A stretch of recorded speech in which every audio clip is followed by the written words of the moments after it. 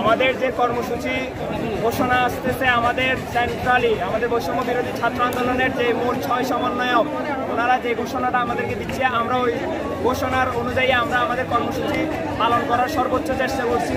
এবং বৈষম্য বিরোধী ছাত্র আন্দোলন এটা শুধুমাত্র অরাজনৈতিক, এখানে কোনো এখানে আমরা রাজনৈতিক ব্যক্তিবর্গ বা কাউকে সম্পূর্ণ নির্দলীয়ভাবে আমরা এটা আমাদের পরিচালনা করছি, যাতে আমাদের এখানে কেউ কখনো যাতে প্রশ্নবিদ্ধ না হয়, আমাদের এই বৈষম্য বিরোধী ছাত্র আন্দোলন যাতে কখনো প্রশ্নবিদ্ধ না হয়।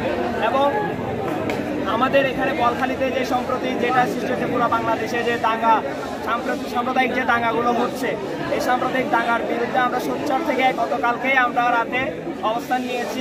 আমরা বেশ কয়েকটি টিম করে বিভিন্ন জায়গায় এলাকা ভিত্তিক ছিলাম এবং আমরা খবর নিয়েছি যে এই বলখালীতে যে গুজবগুলো ছড়ানো হয়েছিল যে মন্দিরে হামলা করছে বা এরকম আশেপাশে ঘেরাও করছে বা সেবাকলা স্কুল ভাঙচুর করছে।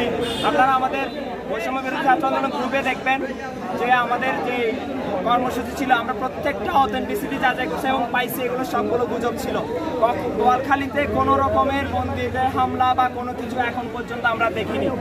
আমরা যদি দেখি এর বিরুদ্ধে অবশ্যই আমরা সোচ্চার থাকবো, আমরা এটা প্রতিহত করবো ছাত্ররা মিলে।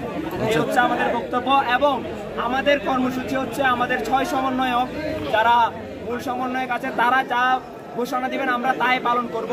বর্তমান আমাদের দাবি হচ্ছে ডক্টর মোহাম্মদ ইউনূসকে প্রধান উপদেষ্টা করে আমাদের যে অন্তর্বর্তী খণ্ডকালীন সরকার ঘোষণা করা হয়েছে এটার বাস্তবায়ন চাই অতি দ্রুতই। যদি না হয়, যতক্ষণ পর্যন্ত আমাদের এই দাবি মেনে নেওয়া হচ্ছে না, আমরা রাজপথ ছাড়বো না।